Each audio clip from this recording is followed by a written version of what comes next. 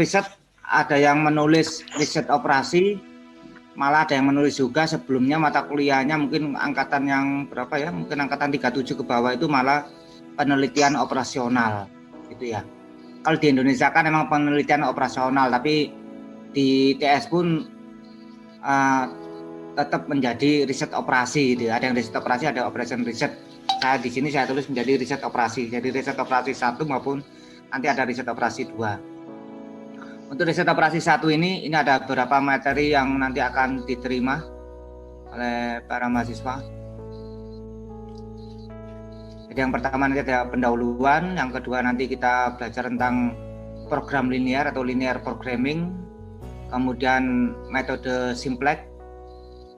Ya, apa itu nanti linear programming, metode simplex, nanti ada metode transportasi. Nanti juga akan saya tambahkan nanti ada metode dalam linear programming yang lain, nanti ada metode integer programming, nanti ada metode penugasan, ya tambahannya nanti antaranya itu ada. Sedikit ini belajar simplex tuh banyak nanti ya, nanti ada metode big M macam-macam, dan yang paling ribet, paling agak lama gitu ya. Itu beberapa materi nanti akan saya tambahkan sambil jalan itu. Kemudian untuk referensi hampir sama semua, banyak sekali bukunya ya. Jadi mulai yang tipis, riset operasional, mulai yang tipis, agak tebel,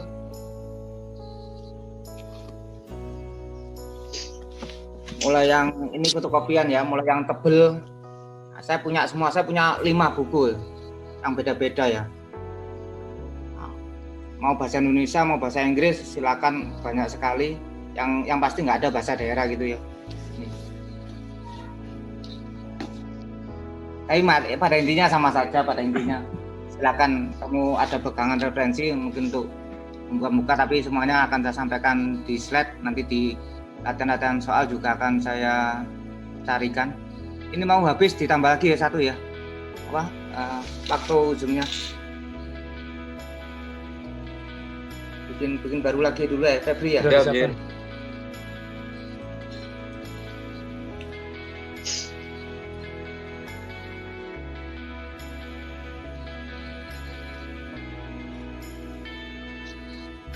Nah, ini definisi dari riset operasi atau operation research. Ada beberapa referensi atau sumber ya. Yang pertama dari Morse dan Kimball menyatakan metode ilmiah riset operasi adalah metode ilmiah atau scientific method yang memungkinkan para manajer mengambil keputusan tentang kegiatan yang mereka tangani dengan dasar kuantitatif. Ini kuantitatif ya. Kemudian Kurmon, Arkoff, dan Arnoff ya.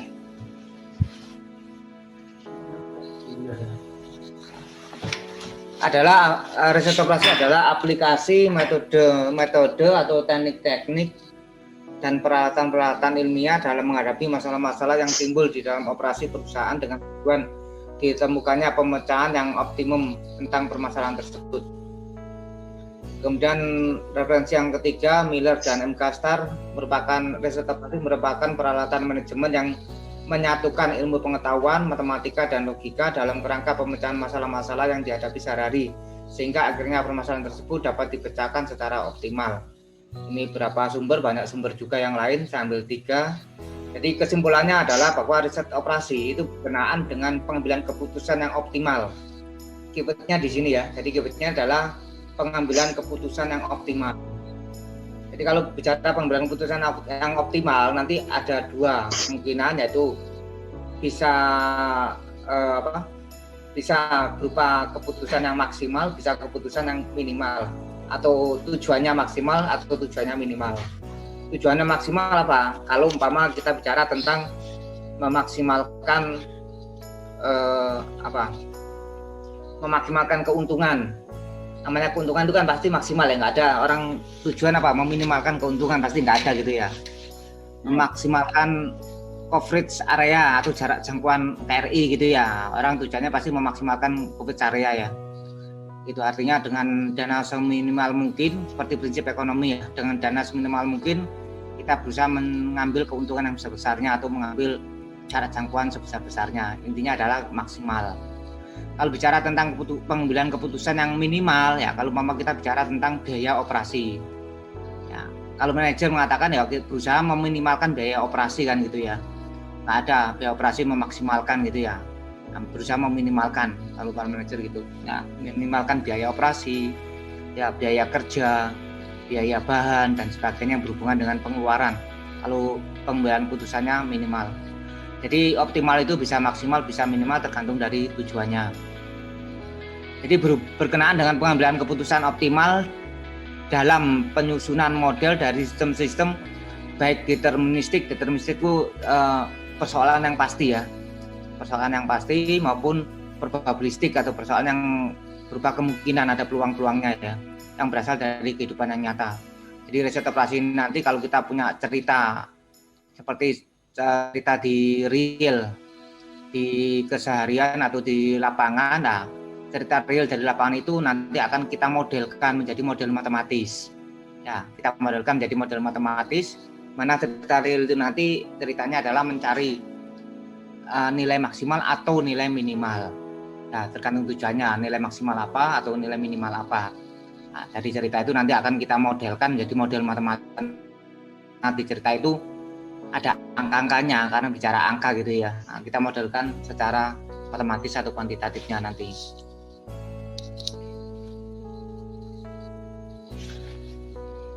Salah satu dalam riset operasi adalah metode program dalam penyelesaian riset operasi.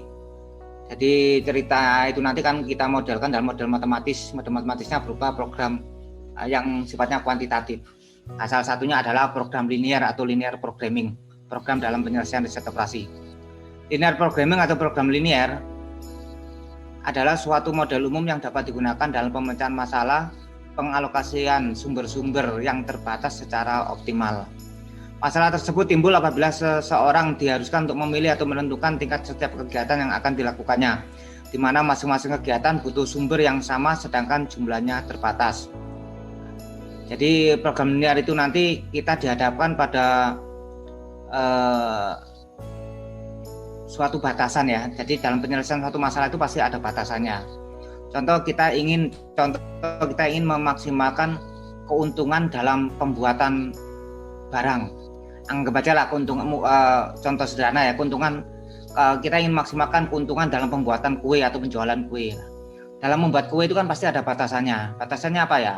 Pasti gulanya berapa kilo yang disediakan, ya tepungnya berapa kilo, telurnya berapa kilo dan sebagainya. Nggak ada gulanya berapa, tidak terbatas. Itu berapa kan nggak bisa ngitung kalau nggak terbatas gitu ya. Nggak bisa ngitung supaya satu kue itu nanti harus dibuat dari berapa telur, berapa gula, berapa tepung dan sebagainya. Itu batasan-batasan yang berkaitan dengan sumber ya, sumber daya. Sumber daya itu tidak harus manusia ya, bahan juga sumber daya gitu ya. Dalam memecahkan masalah linear programming menggunakan model matematis atau model matematika. Sebutan linear itu menyatakan suatu fungsi matematis yang disajikan dalam model fungsi linear atau garis lurus linear ya. Kata programming diartikan sebagai suatu perencanaan. Jadi linear programming atau program linear adalah mencakup perencanaan kegiatan-kegiatan untuk mencapai suatu hasil yang optimal. Di program linear itu adalah suatu perencanaan ya, satu program untuk merencanakan kegiatan-kegiatan dalam upaya untuk mencapai hasil yang optimal. Hasil optimal ini tanda petik ya, tanda petik itu artinya dia bisa maksimal, bisa minimal tergantung dari tujuannya.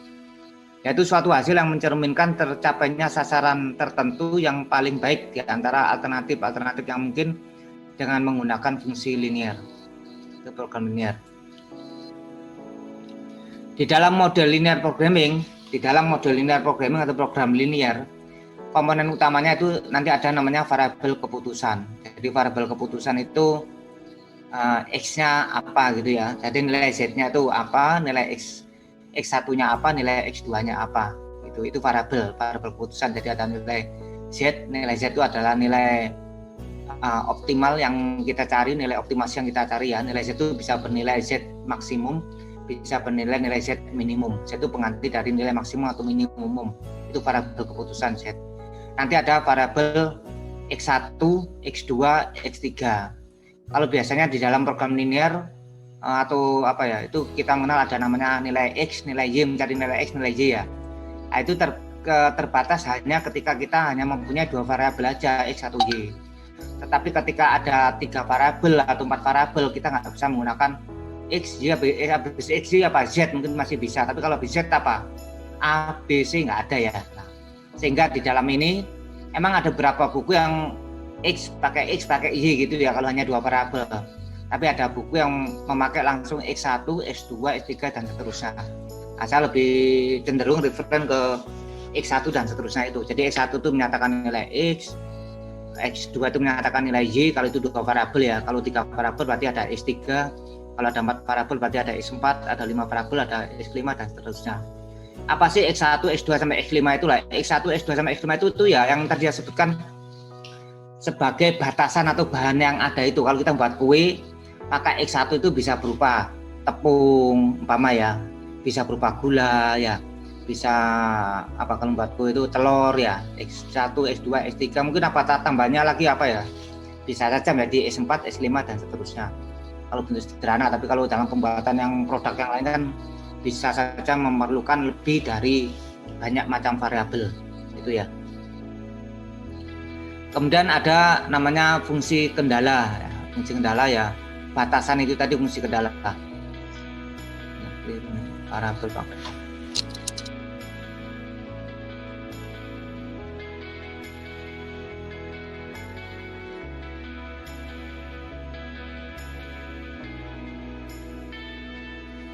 Utama. Nanti ada namanya variabel keputusan. Jadi variabel keputusan itu yang berupa tadi XI ya, XI, X1, X2 dan seterusnya, merupakan variabel yang menguraikan secara lengkap keputusan-keputusan yang akan dibuat. Jadi X1-nya itu apa, X2-nya apa. Umpama membuat kue tadi, X1-nya itu adalah gula, X2-nya tepung, X3-nya telur dan seterusnya umpama ya, contoh sederhana. Sedangkan fungsi tujuan atau Z adalah fungsi yang menggambarkan tujuan atau sasaran di dalam permasalahan linear programming, LP itu linear programming ya, yang berkaitan dengan pengaturan secara optimal sumber daya untuk memperoleh keuntungan secara maksimal atau memperoleh biaya yang minimal. Ini beberapa contoh tujuan, contoh dalam program linear ya, seperti memaksimumkan jangkauan coverage KRI lah, memaksimalkan jangkauan itu bisa meminimumkan biaya logistik, biaya operasi, biaya persediaan dan sebagainya, memaksimalkan laba operasi ya dan sebagainya. Itu contoh saja. Kemudian tadi ada variabel. Kenapa? Tadi ada variabel keputusan, ada fungsi tujuan, ini yang terakhir fungsi batasan atau constraint ya. Fungsi batasan atau constraint ialah, ini slide-nya masih keluar ya slide-nya ya? Masih keluar. Ya, masih keluar, oke. Ya.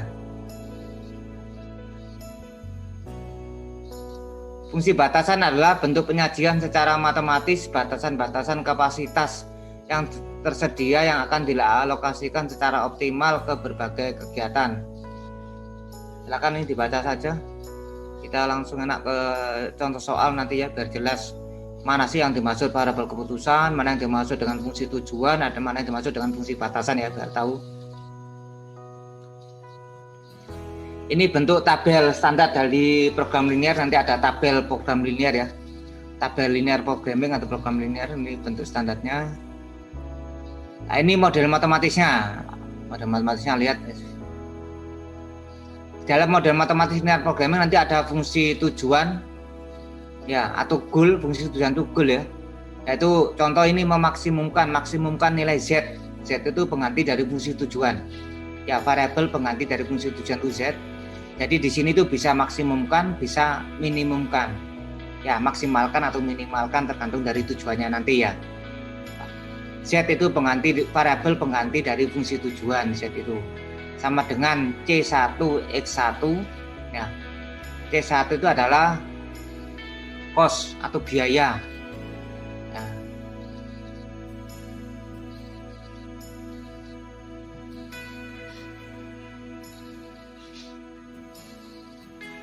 Ulangi ya, maksimumkan Z tergantung dari tujuannya nanti ya. Kalau umpama contoh ini, Z ini fungsi tujuannya memaksimalkan keuntungan, Z itu keuntungan, artinya ini memaksimalkan keuntungan, maka C1 ini konstanta 1, C-nya itu menyatakan laba atau keuntungan.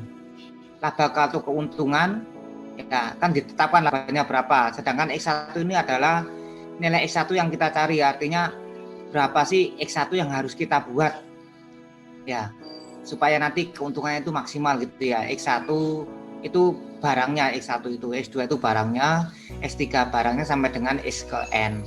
Sedangkan CN, C1, C2 sampai CN itu merupakan konstanta ya. Konstanta itu artinya tergantung dari tujuannya. Kalau ini keuntungan, memaksimalkan keuntungan, maka C itu adalah nilai keuntungan atau nilai laba.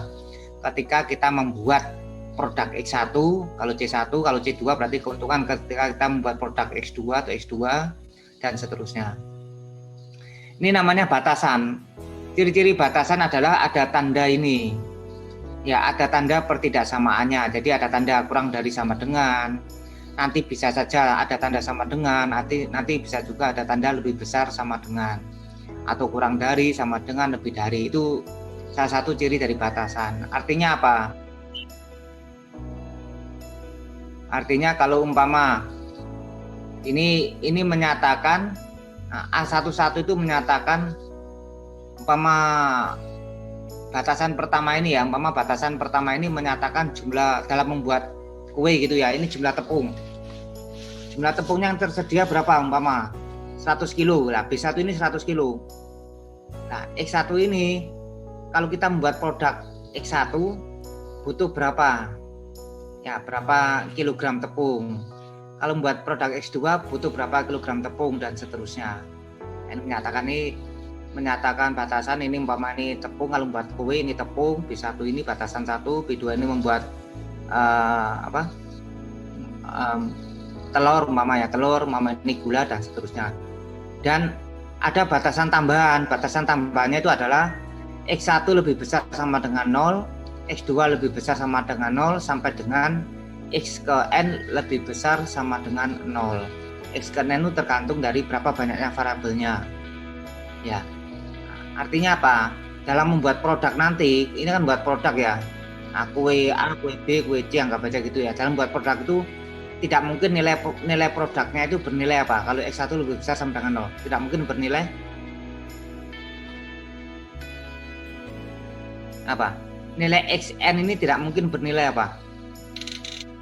Minus. Apa bernilai? Minus. Nah, bernilai minus atau negatif tidak mungkin, karena apa? Lebih besar sama dengan 0.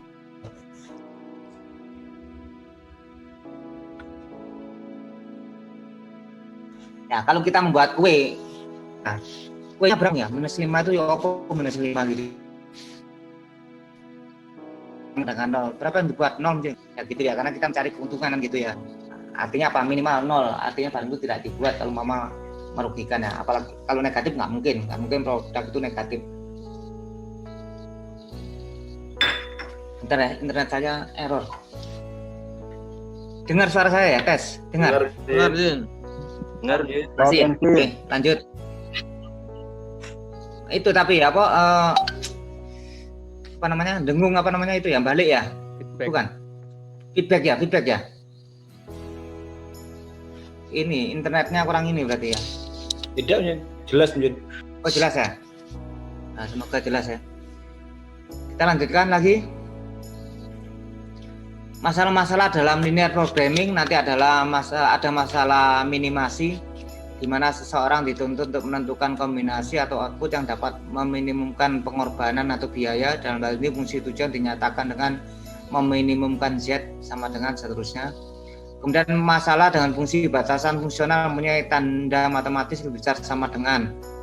Nah, jadi batasan itu bisa saja bertanda lebih besar sama dengan. Kalau tadi contohnya adalah bertanda kurang dari sama dengan ya.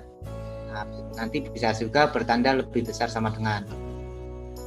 masalah dengan fungsi batasan fungsional yang memiliki tanda matematis sama dengan. Jadi selain kurang dari sama dengan, bisa lebih besar sama dengan, bisa juga bertanda sama dengan. Artinya yang bertanda sama dengan itu bahwa batasan tersebut, ya umpama kita membuat kue tadi, tepungnya ya umpama yang tersedia 10 kg ya sama dengan 10 itu harus habis semua, nggak boleh sisa gitu ya. Kalau kurang dari sama dengan itu artinya masih boleh kurang kan gitu ya, tidak harus habis itu. Kalau lebih besar sama dengan ya minimal 10, lebih besar sama dengan itu minimal 10 kilo atau lebih boleh kan gitu. Kemudian masalah tertentu di mana fungsi batasan non negatif tidak diperlukan, atau dengan kata lain XJ tidak terbatas. Nah, nilai X itu bisa saja nanti bernilai tidak terbatas. Bernilai tidak terbatas kenapa? Karena salah satu penyebabnya biasanya kalau batasannya itu bertanda lebih besar sama dengan. Atau model nanti kalau kita di linear programming nanti di salah satu penyelesaiannya dengan metode grafik ya. Jadi di dalam metode grafik nanti grafiknya terbuka. Kalau grafik terbuka itu kan tidak ada tutupnya. Itu batasannya sampai mana kalau maksimal ya nggak terhingga terus karena nggak ada penutupnya. Kalau batasan kurang dari lah ada penutupnya, kalau di bawah, kalau di atas nggak ada penutupnya. Gitu ya. Berarti kalau kita lihat langit yang nggak ada batasannya kan, penutupnya karena nggak ada kan gitu ya. Kalau langit-langit rumah ya ada batasannya ya, plafon itu langit-langit rumah kan gitu ya. Batasannya berapa ya, tergantung dari tingginya plafon kita, itu langit rumah kita. Gitu ya, langit rumah kita, langit rumah. Tapi kalau langit yang sebenarnya ya nggak ada batasannya karena terbuka terusan gitu ya. Seperti itu. Asumsi dasar linear programming, proportionality, naik turunnya nilai Z dan penggunaan sumber atau fasilitas yang tersedia akan berubah secara sebanding dengan perubahan tingkat kegiatan. Jadi nilai Z ini ya, setiap pertambahan 1 unit X1 akan menaikkan nilai Z dengan C1. Artinya kalau X1 ini umpama ketemu 5 produk ya, 5 gitu ya. Nah, nanti kalau X1 itu naik menjadi 6, maka nilai C1 itu juga akan naik ya sebesar nilai S1. Sebesar nilai C1-nya akan menaikkan nilai Z dengan C1. Pertambahan 1 unit X2 akan menaikkan nilai Z dengan C2 otomatis ya. Kalau mama nih 5, C1-nya 5, X1-nya 6, nah pasti beda dengan C1-nya 5, X1-nya 7. Jadi X1-nya ketika naik 1 tingkat ya, C1-nya otomatis naik kan gitu ya, naik sebesar nilai X1 tersebut kan gitu ya, otomatis karena prinsip perkalian. Itu namanya proportionality gitu ya, naik turunnya proporsional. Additivity, kenaikan dari nilai tujuan atau Z, kenaikan nilai Z ini, kenaikan nilai Z, ya, nilai Z itu nilai tujuan ya, fungsi tujuan yang diakibatkan oleh kenaikan suatu kegiatan dapat ditambahkan tanpa mempengaruhi bagian nilai Z yang diperoleh dari kegiatan lain. Silakan baca ini. Salah satu metode dalam penyelesaian program linear adalah metode grafik. Salah satu metode yang digunakan dalam metode grafik. Yang perlu diketahui bahwa metode grafik ini hanya bisa kita gunakan kalau kita hanya mencari persoalan program linear yang hanya mempunyai 2 variabel, X1 dan X2. Karena kita bisa menggambar grafik itu hanya sebatas X1 dan X2. Kalau sampai X3 atau 3 dimensi secara manual kita nggak bisa menggambarkan gitu ya. Jadi kalau cara gambar manual kita hanya bisa melakukan ketika hanya ada 2 variabel X1 dan X2 atau nilai X dan Y saja. Ini urutan dalam membuat grafik urutannya. Nah, kemudian perhatikan perbedaan menggambarkan garis-garis dari fungsi-fungsi batasan. Jadi kalau kita membuat garis dalam grafik, tanda kurang dari sama dengan, tanda besar dengan sama dengan itu beda garisnya kan gitu ya. Kan hasil beda. Kurang dari sama dengan berarti nanti arsirannya pasti ke bawah atau ke kiri kan gitu ya biasanya. Kalau lebih besar sama dengan berarti arsirannya ke kanan atau ke atasan gitu ya. Kalau sama dengan ya arsirannya yang ada arsiran, nanti yang digaris ya hanya segaris itu karena nilainya sama dengan. Urutannya membuat metode grafik, menentukan fungsi tujuan dan formulasi matematisnya, identifikasi batasan-batasan yang berlaku dan memformulasikan dalam bentuk matematis. Ketiga, menggambarkan masing-masing garis fungsi batasan dalam satu sistem koordinat. Keempat, mencari titik yang paling menguntungkan optimal sesuai dengan fungsi tujuan. Ini contoh kasus. Nah, biar yang lain dengar suaranya. Indra mana? Ada Indra? Indra? Oh, Indra Siap, turu kan Jin. ya, kalau nggak siapa ya? Ada Indra? Jin. Silakan dibaca Indra ini Indra. Silakan dibaca Indra. Pemanasan Indra. Contoh kasus. Contoh kasus, perusahaan Maju Jaya membuat 2 macam sepatu, yaitu merek I1 dengan sol dari karet, 2 merek I2 dengan sol dari kulit. Untuk membuat sepatu tersebut, perusahaan memakai 3 macam mesin. Yang pertama, mesin 1 khusus untuk membuat sol dari karet. Yang kedua, mesin 2 khusus membuat sol dari kulit. Ketiga, mesin 3 khusus membuat bagian atas sepatu dan melakukan assembling bagian atas dengan sol sepatu. Setiap lusin sepatu merek I1 dikerjakan di mesin 1 selama 2 jam. Kemudian dikerjakan di mesin ketiga selama 4 jam. Sedangkan untuk sepatu merek I2 dikerjakan di mesin 2 selama 5 jam, kemudian di mesin 3 selama 5 jam. Jam kerja maksimum setiap hari untuk mesin pertama sampai dengan 8 jam, mesin kedua 15 jam, mesin ketiga 20 jam. Sumbangan terhadap laba untuk setiap lusin sepatu merek I1 Rp30.000 dan sepatu merek I2 Rp50.000. Tentukan berapa lusin sebaiknya masing-masing sepatu merek I1 dan merek I2 dibuat agar bisa memaksimumkan laba. Udah ya? Ada yang ditanyakan soal ini?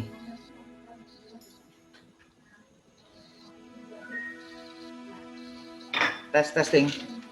Jelas ya soalnya ya? Jelas ya? Jelas. Iya, jelas. Soalnya jelas, Jin.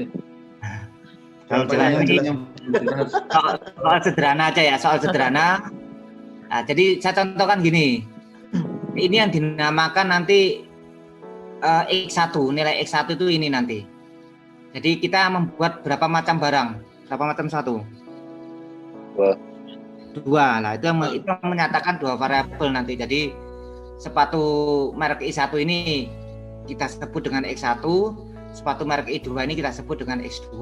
Jadi nanti berapa X1 yang harus kita buat, X2 yang harus kita buat. Ya, berapa merek I1 dibuat, merek I2 dibuatkan seperti itu ya. Ini batasan namanya, fungsi constraint atau batasan. Batasannya apa? Ternyata di soal ini batasannya terdapat pada mesinnya. Tergantung soal ya, terdapat pada mesinnya. Jadi contoh mesin 1 itu ini penggunaan mesinnya, ulang ya, batasannya ini.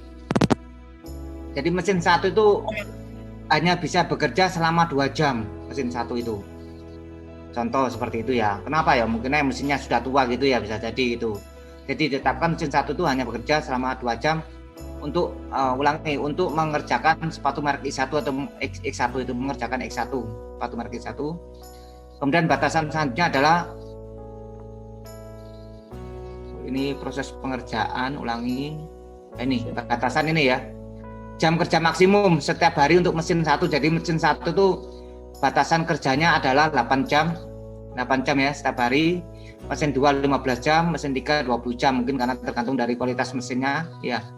Ini namanya batasan, bahwa mesin itu juga punya namanya downtime ya, waktu istirahat ya, waktu istirahat. Itu seperti halnya jam kerja manusia dan seterusnya dan lainnya. Ini sumbangan keuntungan.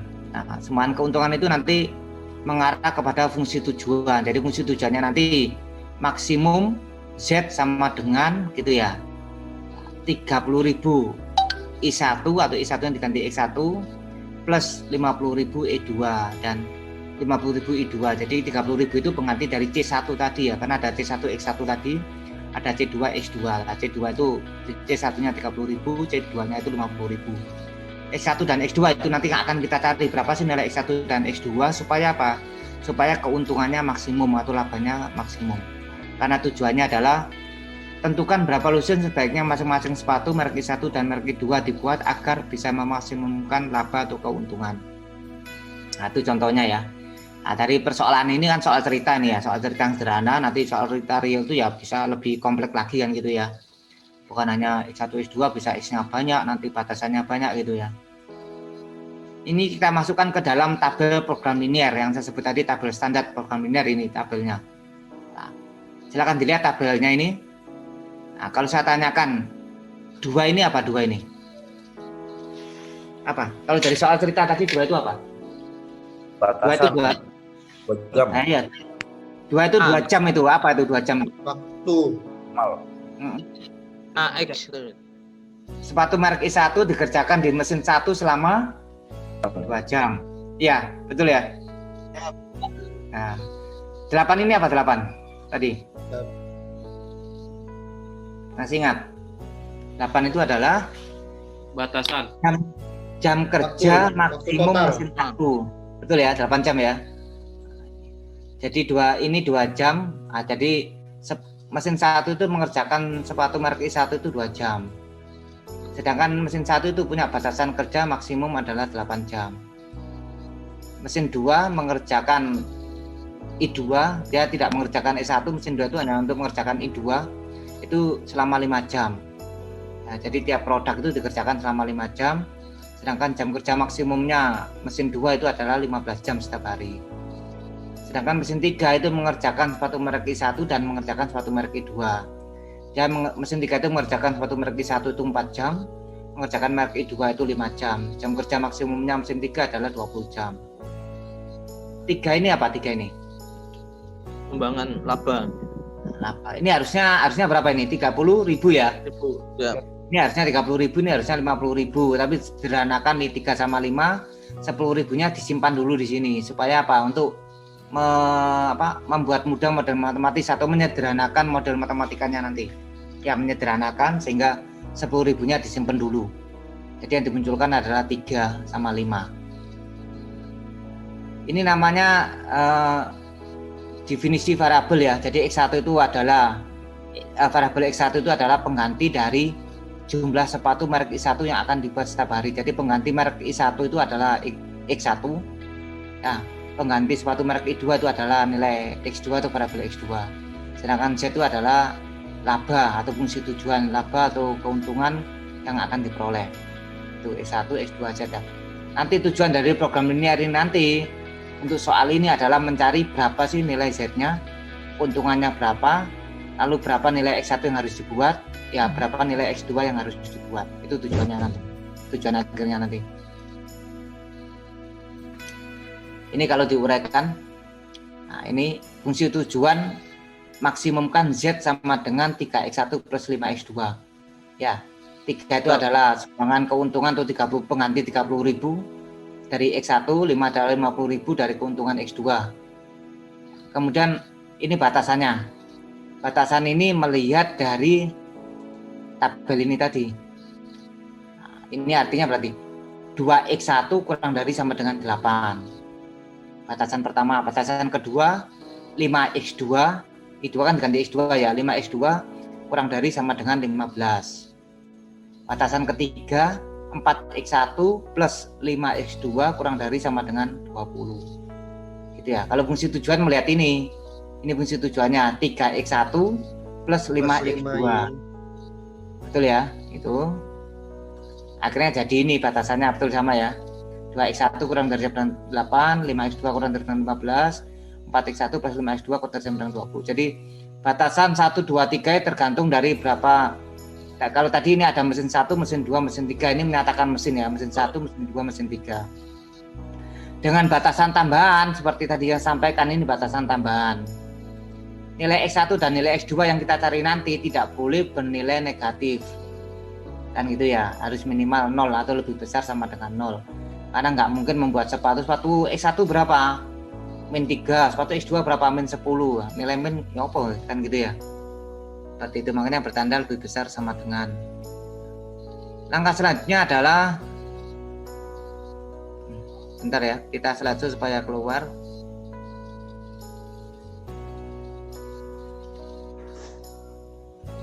langkah selanjutnya adalah membuat metode grafiknya atau gambar grafiknya, atau kita gambar dalam grafik itu ya. Nah, yang digambar dalam grafik ini adalah fungsi batasannya. Fungsi batasannya tadi kan ada 3 ya. Fungsi batasannya ada 3. Bentar, sambil saya share yang di grup bisa ya, PowerPoint-nya ya, biar kamu bisa lihat di HP mungkin kalau mau double. Bentar, saya share dulu.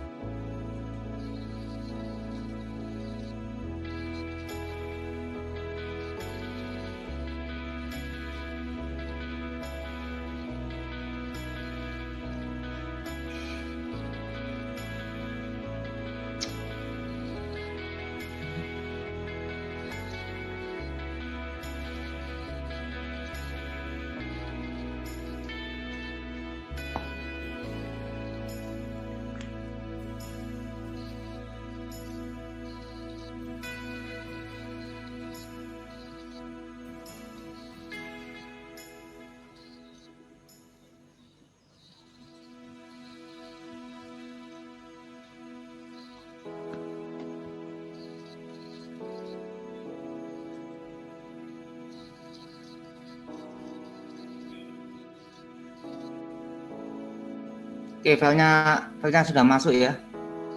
Silakan dicek kalau mau mengecek filenya. Sudah saya masukkan file PowerPoint-nya. Kembali yang slide mana ya, apa ya?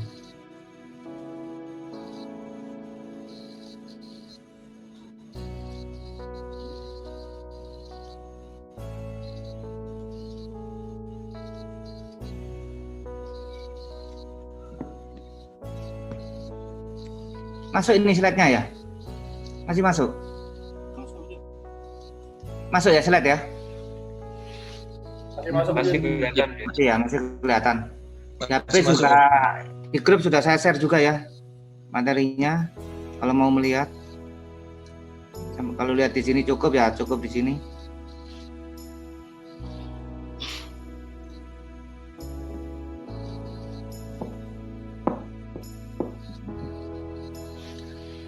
Jadi langkah berikutnya kita membuat grafik, kita buat grafiknya. Ini adalah grafik untuk pembatas yang pertama. Batasan pertama tadi kan 2x1 kurang dari sama dengan 8, betul ya? Nah, kurang dari sama dengan 8. Garis lurus ini adalah garis 2x1 sama dengan 8. Jadi kalau 2x1 dengan 8 berarti x1-nya berapa? 4 ya lah, x1-nya 4, maka di koordinat atau di sumbu X1 ini angka 4-nya kita tarik garis. Ya, kita tarik garis. Nanti kita arsir kiri atau ke kanan berdasarkan tanda. Kalau tandanya kurang dari sama dengan, berarti yang diarsir sebelah kiri apa kanan? Kiri. Kiri. Nah, oke, kiri ya. Kalau kurang dari kiri, kalau lebih dari yang kanan. Lanjut. Kita gambar garis yang kedua atau batasan yang kedua. Batasan yang kedua adalah 5x2 kurang dari sama dengan 15. Nah, garis ini menyatakan 5x2 sama dengan 15. Berarti x2-nya berapa? 3. Nah, di angka 3 di sumbu x2 ini kita tarik garis. Karena tandanya tadi kurang dari sama dengan, maka diarsir bawah atau atas? Bawah. Betul ya, bawah. Lanjut, kalau lebih dari berarti yang diarsir yang atas. Terakhir batasan yang ke-3. Mana batasan 3? Nah, ini. Batasan 3 ada X1 dan ada X2-nya. Kalau ada X1 ada X2-nya, maka garisnya itu pasti memotong dua sumbu tersebut. Perlu diingat ini ya. Kalau batasannya itu hanya ada X1, nah maka yang dipotong adalah sumbu X1 saja. Kalau batasannya itu ada X2, maka yang dipotong hanya X2 saja. Atau sumbu X2 saja ya. Kalau batasannya 2 ada X1 ada X2, maka yang dipotong dua sumbu tersebut, X1 maupun X2.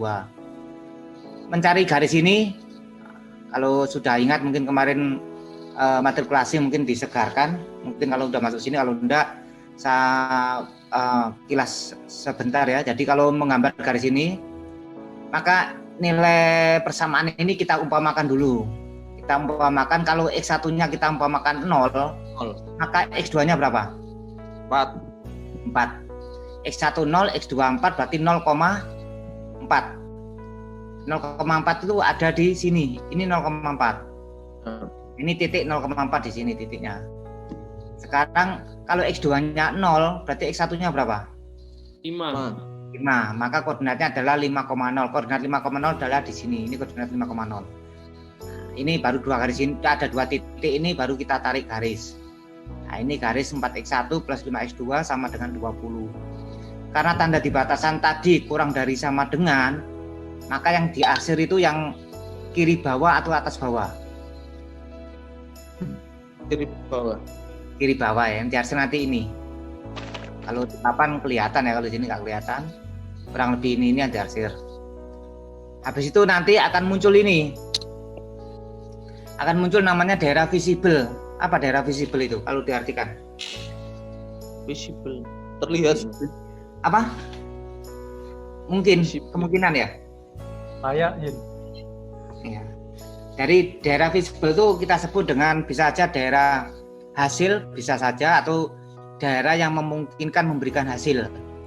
Jadi yang diarsir ini, tanda arsiran ini menyatakan titik-titik koordinat. Kan ada titik koordinatnya ini pasti ya semuanya ya. Nah, ada titik koordinatnya. Tapi nanti harus kita cari mana titik yang memberikan hasil yang maksimal.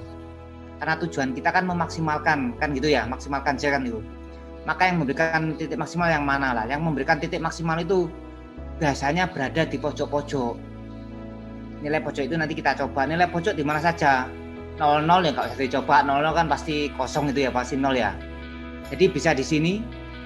Anggap aja ini nilai A. A di sini. A ini berarti berapa nih? 4,0. Di sini ada nilai B. Nah, pojok ini B. B ini berarti berapa? 4, titik-titiknya kita cari nanti. Kalian mungkin sudah tahu cara mencari titik di antara 2 garis. Ya, titik pertemuan antara 2 garis. Ini titik pertemuan ya. Antara garis ini, pembatas pertama dengan pembatas ketiga. Kemudian titik C di sini. Ini berapa titik C ini berarti? Titik-titik, koma 3. Betul ya lah. Titik-titiknya kita cari nanti. Titik-titiknya itu adalah pertemuan antara garis kedua ini atau batasan kedua dengan batasan ketiga. Ya, nanti ketemu berapa. Yang keempat atau yang D adalah titik ini. Ini berapa titik ini? 0,3. 4 titik ini A, B, C, D ini nanti kalau sudah ketemu titiknya berapa saja koordinatnya. Ini koordinat angka ini kita masukkan ke dalam fungsi tujuan tadi. Z sama dengan 3x1 plus 5x2. Ya. Nah, dari 4 titik itu nanti mana yang memberikan nilai Z yang paling besar. Karena tujuan kita adalah yang memaksimalkan atau yang paling besar kita cari. Nah, itu nanti yang menjadi hasil. Itu nanti yang menjadi hasil ya. Yang menjadi hasil artinya nilai X1-nya ketemu berapa. Umpama ketemu di sini 4,0 ini nilai paling besar umpama ya. Berarti X1-nya 4, X2-nya 0, Z-nya ketemu berapa. Ya. Sekarang tugas kalian mencari berapa koordinat titik B ini tadi, berapa koordinat titik C ini.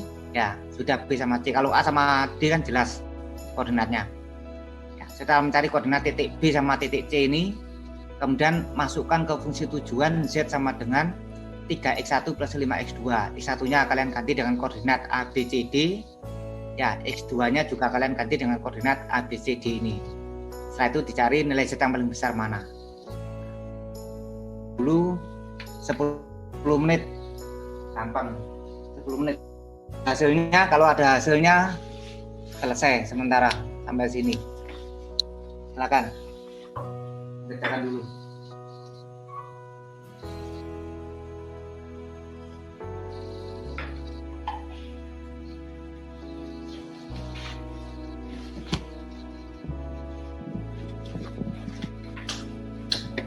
Yang kurang jelas tanyakan ya, yang kurang jelas ya. Tanyakan kalau ada yang kurang jelas.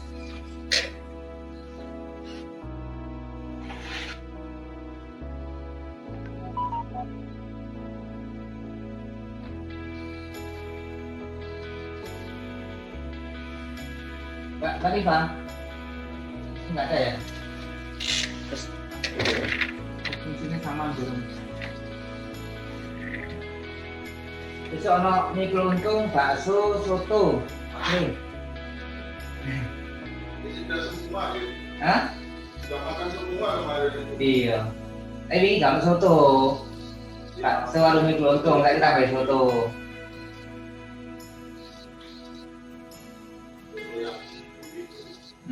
Iya, seperti biasanya.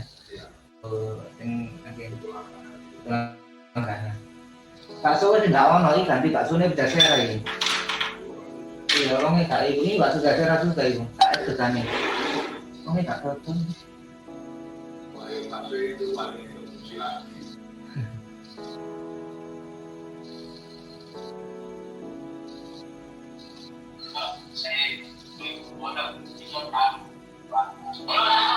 Waalaikumsalam warahmatullahi wabarakatuh. Di ngajar iki, ngajar arek iki. Ngajar operasional lagi ngecakno tugas, apa ngecakno itu soal biasa latihan 15 menit. Berarti arek ngecakno. Apa yang komandan untuk acara besok tak? Ya apa? Jadi pertama pembukaan MC, yang kedua sambutan komandan, yang ketiga penyerahan lomba LKTI,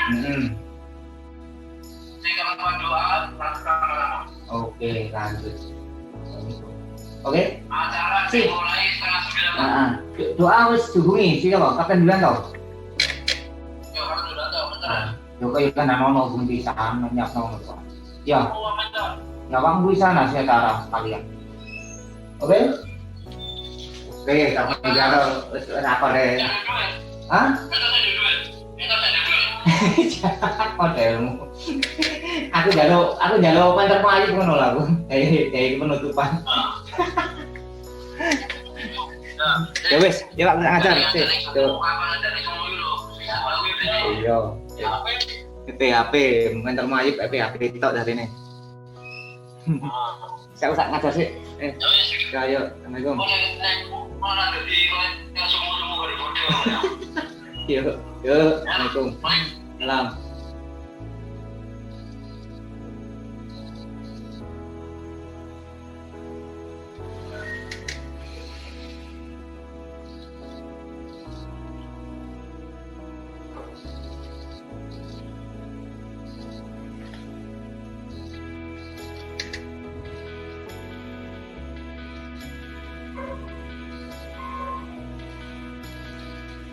Ada yang sudah ketemu?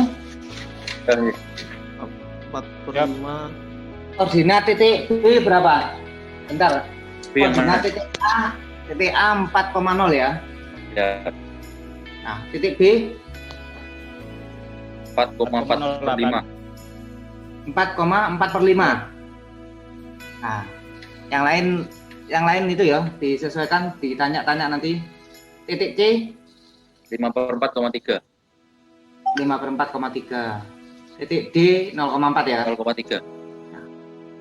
Ulangi 0,3. Angka ini dimasukkan ke nilai Z sama dengan 3x1 plus 5x2. Nah, Z yang A nilainya berapa? Z-nya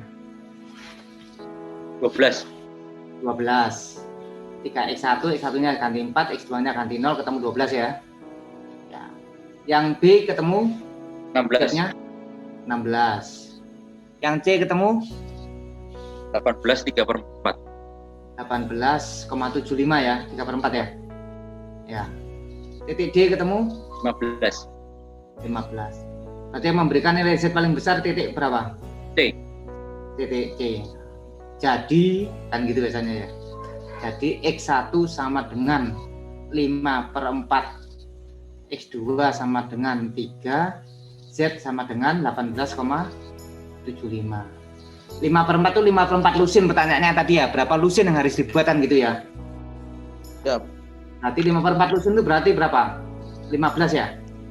15. 5/4 kali 12 ya? Iya. X2 berarti 24. Ulangi 36. 36. Nah, Z-nya sama dengan berapa berarti? 18,75 dikalikan 10.000 ya. 10.000 tadi kan disimpan. 187.500. Nah, 187.500. Itu hasilnya. Berarti X1 sama dengan 5/4 lusin atau 15 buah, X2 sama dengan 3 lusin atau 36 buah, Z sama dengan 18,75 atau 187.500 karena dikalikan 10.000. Itu hasilnya ya. Jadi titik maksimalnya di situ, itu yang memberikan titik maksimal atau keuntungan maksimal. Jadi proyek tadi atau cerita tadi itu bisa memberikan keuntungan maksimal kalau nilai X1-nya itu adalah nilai X1-nya adalah 5/4, nilai X2-nya adalah 3, di mana nilai Z yang diberikan adalah 18,75 atau 187.500. Ada cara lain untuk menentukan titik maksimal. Ada cara lain ya, selain mencoba angka-angka koordinat A, B, C, D tadi. Caranya adalah kita membuat garis bantuan. Ya, garis bantuan ini, garis putus-putus ini diambil dari garis nilai Z. Nilai Z kan sama dengan 3x1 plus 5x2. Nah, maka 3x1 plus 5x2 itu dibalik atau menggunakan KPK 15. 3x1 plus 5x2 sama dengan 15. Maka akan ketemu koordinat 5,0, 0,3. Kita tarik ini garisnya, garis putus-putus lah. Kalau garis putus-putus ini, kalau kita mencari titik maksimal, maka garis putus-putus ini kita geser ke atas. Ya, kita geser ke atas secara sejajar.